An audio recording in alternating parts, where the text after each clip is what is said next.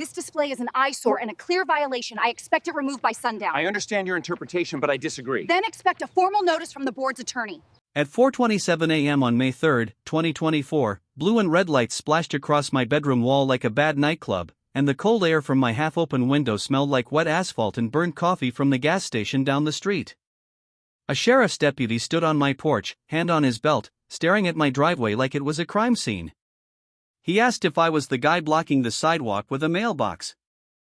I blinked, barefoot, holding my phone like a shield, and looked at my own mailbox like it might suddenly confess. My mailbox was in the same spot it had been for 6 years. The deputy didn't laugh. He said the HOA called it in as a safety hazard and a trespass issue. Trespass. On my own driveway. I could hear my neighbor's blinds twitching across the street. By 9:00 a.m., the real punch landed. I walked outside and found a fat stack of papers taped to my driveway mailbox with neon orange tape, flapping in the breeze like a warning flag. It wasn't a fine. It was a whole novel. That was the day my life turned into the title. HOA posted 63 pages of sidewalk rules on my driveway mailbox, then I pulled the injunction. The pages were covered in tiny print and bold headings, and someone had drawn a little arrow pointing to my concrete like it was the world's most offensive rectangle. There were rules about sidewalk chalk, approved walking angles, and where your feet could be within 2 inches of the edge. I'm not making that up. Under it, a note in all caps said comply today or face daily penalties. The sun was barely warm, but my cheeks burned like I'd been slapped in public. I tried to handle it like an adult. I emailed the board. I called the office line. I even showed up to the clubhouse on May 4, 2024, at 6:30 p.m., with my nicest face on and my anger folded up inside my chest. Karen was there, the board president, with her crisp ponytail and her smug little smile like she was hosting a game show. I said, calmly, "Why are your rules on my private mailbox?" She tilted her head and said, sweet as syrup, "Your driveway affects community flow." I asked for a copy of the rule that let them post anything on my property. She said the board doesn't owe you that. The other board members stared at the table like it was suddenly fascinating wood grain. The neighbors in the chairs behind me looked terrified, like eye contact might get them fined too. When I left, I heard someone whisper, "Don't fight her. She'll make your life hell." That whisper lit the fuse. I went home and drew my line in the sand right there on my kitchen counter. No yelling. No vandal stuff. No petty revenge that gets you arrested.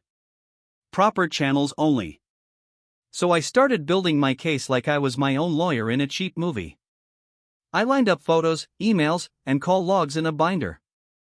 I took clear shots of the papers taped to my mailbox, the tape marks, the footprints on my driveway from whoever walked up there.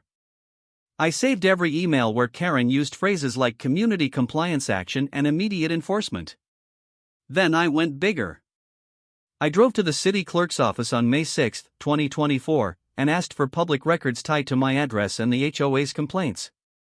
The clerk slid a folder across the counter like it weighed a ton. The file landed with 63 pages. Same number as the sidewalk rules. My stomach dropped.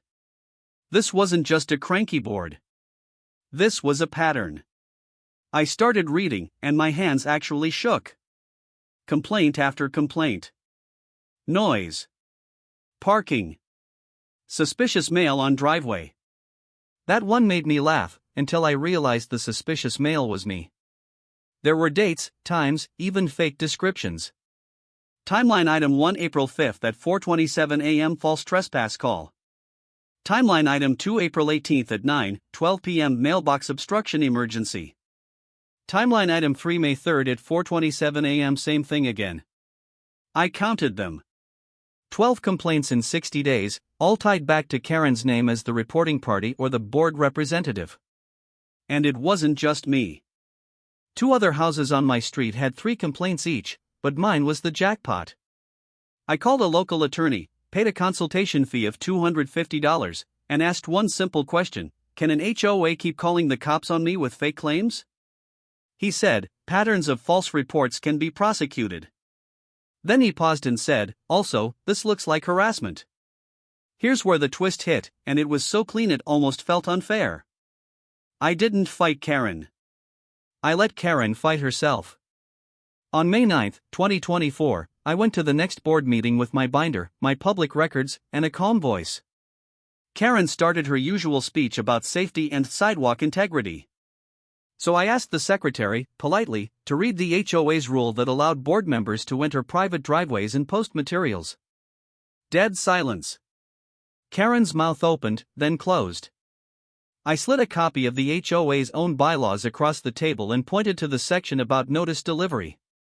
It said mail, email, or hand delivery to the resident. Not taping papers to property. Then I pulled out the city records and asked if the board wanted to explain why the same person made 12 reports, most of them unverified, some of them flat out wrong. Someone in the back snorted. A neighbor whispered, "Oh my God." Phones came up. People started filming like it was a reality show reunion. Karen's face went from pink to tomato red. She tried to cut me off, but I kept it simple. I said I'm filing for an injunction for harassment and trespass, and I'm also filing a complaint with the city about misuse of emergency services. I didn't threaten. I stated facts. The room buzzed. One guy actually laughed out loud when I read the approved walking angles line from the 63 pages. Karen snapped, "Those are community standards." And someone behind me said, "Lady, that's a joke." The next morning, May 10, 2024, at 10:15 a.m., I met with a city code officer at my driveway. He measured the sidewalk, checked the mailbox, and said there's no violation here. He wrote it down. 2 days later, the sheriff's department called me back. They said they reviewed the repeated calls, and they would note the address as a potential nuisance reporting location. Then my attorney filed the paperwork. On May 15, 2024, the judge granted a temporary injunction. Karen and the board were ordered to stop entering my property, stop posting materials on my mailbox, and stop making reports without evidence. After that, the neighborhood felt like someone turned the volume down. No more flashing lights at 4:27 a.m. No more orange tape flapping like a threat.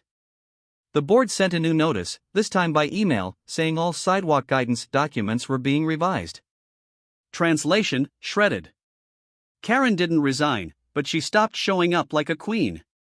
She sat in the back at meetings, quiet, eyes low, while the vice president handled things like a normal person. The HOA even refunded 2 fines they tried to slip onto my account, totaling $180, because they couldn't prove a thing. And my neighbors? They started waving again. One couple brought me banana bread and said, "We were scared. Thank you for doing it the right way." I took a bite on my porch, felt the warm bread in my hands, and for the first time in weeks, the air just smelled like summer instead of stress. Please follow for more HOA showdowns like this. Do you think she got what she deserves? Comment below.